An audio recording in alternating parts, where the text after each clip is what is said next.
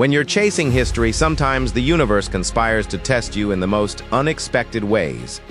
On a humid August evening in Toronto, two women walked onto center court of SoI Stadium. One was a champion, battle-scarred and proven. The other was a young talent with something to prove. Neither could have predicted what was about to unfold. The scoreboard told only part of the story. The real narrative was written in the sweat stains, the unforced errors, and the psychological weight that hung over one player's shoulders like an anchor. Belinda Bencic had just endured what can only be described as tennis purgatory, 92 minutes of pure survival against Taylor Townsend.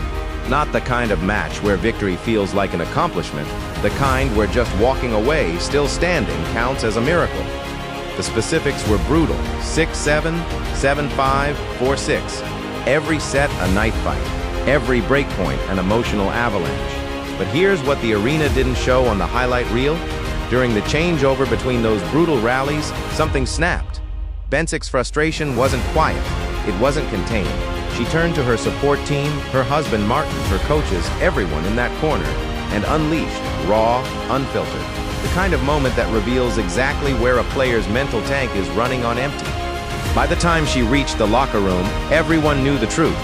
This version of Belinda Bencic would not be the same player stepping onto court for round two. But while Bencic was limping through emotional recovery, something entirely different was happening on the other side of the draw. Eala wasn't just accumulating wins. She was rewriting the script of what young tennis players from the Philippines could accomplish. 24 hours before facing Bencic, she'd been in Washington, D.C., holding up her first career WTA title. First, at 21 years old, and the path to get there, it reads like fiction, the kind of tournament run that coaches use as motivational material in years to come. She dismantled Olympic gold medalist Young Kwiwan in the opening round. Then she did what seemed impossible. She avenged one of the most heartbreaking losses of her career, a memory from the 2023 Asian Games that had haunted her ever since. The narrative shifted with that victory. She wasn't just playing anymore, she was hunting. Leylah Fernandez, the defending champion, fell next. A straight-set execution.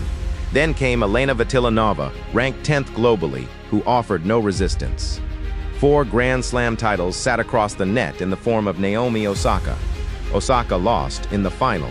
Jessica Pegula, world number 3, met her match in a war that raged across 2 days, interrupted by rain, extended by drama, and ultimately settled by a 21-year-old who simply refused to fold.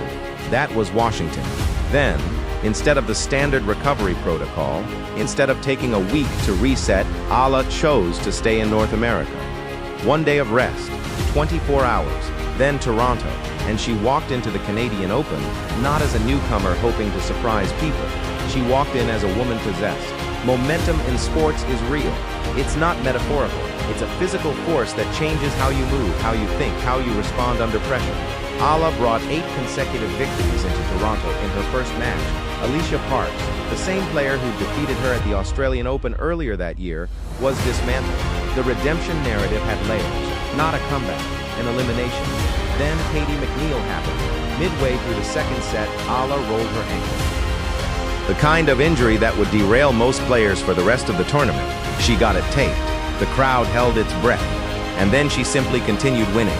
6-3, 5-7, 6-4 in 2 hours and 39 minutes. "I think I survived that one," she said afterward, laughing in the post-match interview. But against Bencic, there would be no survival story, no close call, no dramatic recovery. There would only be domination. Picture this moment: one player entering the court wearing the exhaustion of multiple wars, her legs heavy, her decision-making clouded, her emotional reserves depleted. Standing across the net, a 21-year-old firing on all cylinders, riding an 8-match win streak, carrying the momentum of a career-defining Washington title, and representing something far larger than individual tennis achievement. From the opening point, the script became clear. Eala's footwork was surgical. Each movement had purpose. Her ground strokes weren't just effective, they were relentless. She broke Bencic's serve multiple times. Not by accident, but by systematic pressure. When Bencic adjusted tactically, Eala adjusted faster. When Bencic tried to find rhythm, Eala smothered it. This wasn't a competitive match that happened to have a clear winner. This was a demonstration. But if you only watched the tennis, you'd miss the entire point of what was actually happening in SoI Stadium that night. The Greater Toronto Area holds within it one of North America's largest Filipino communities, 270,000 people. Generations of families who built lives in Canada while maintaining unbreakable connections to home. For this tournament, they showed up differently. Tickets to Eala's matches sold out in 30 minutes. Not 30 hours, 30 minutes. People drove from across the region, some attending their first tennis match ever. They filled 10,000 seats in center court and transformed it into something unplanned, organic, and utterly unprecedented. The stadium's food vendors made a mid-tournament menu change. Adobo replaced teriyaki. A single player's presence altered the logistics of a major tournament. The tournament director called it unprecedented. He'd never heard of anything like it. When Eala grabbed the microphone after her victory and spoke in Tagalog, "Kamusta Toronto," the building didn't just applaud, it erupted. Hundreds of flags appeared as if on cue. People who'd held composure all evening stopped pretending and simply cried. Filipino-Canadian journalist Diane Reyes, calling the matches courtside, would later describe the noise as something she'd never experienced outside the Philippines. The decibel level, the emotional intensity, the sense that tennis had momentarily transformed into something representing far more than sport. Mark Pye, calling the match for the WTA's international broadcast, paused after one of Eala's pivotal moments and said something that captures the magnitude. This is the kind of noise you hear at Grand Slam victories, and this is just the quarterfinals of a Masters 1000 event. Community leaders started using language they'd never applied to a tennis player before.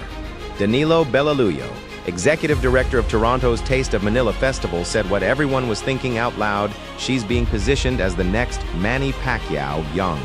Attention-grabbing, charismatic, every time she wins, more people will follow. The discussion shifted from tennis statistics to cultural representation, from tournament results to national pride. Standing between Eala and a spot in the WTA 1000 semifinals is Coco Gauff. There's history here too. Dubai 2026, earlier in the season, Gauff won decisively 6-2 in that quarterfinal. A statement victory, but that was before Washington, before the 8-match explosion, before Eala cracked the top 20 and started systematically eliminating everyone ranked above her. Gauff has spoken about Eala with reverence, called her a star, called her an inspiration. But when they walk onto that court, none of that matters. Two of the most electric young players in contemporary tennis competing for one of the sport's most significant stages. The numbers are significant. A win moves Eala past $1 million in career earnings for the calendar year. It adds 215 ranking points, pushing her into the top 15. It cements her narrative as one of the most dangerous players operating on tour right now. But Eala's own words suggest she's not calculating any of this. "I'm just here to play my tennis and enjoy the moment. The rankings will take care of themselves." That's the statement of someone who's already become something bigger than the ranking system could ever measure. This is a girl who learned tennis on a basketball court in Quezon City, who stepped onto professional stages wearing light-up shoes and ruffled socks because she had something to prove, and because she hadn't yet learned that you were supposed to apologize for ambition. She now stands on the sport's biggest stages, carrying the aspirations of an entire nation while somehow making it look effortless.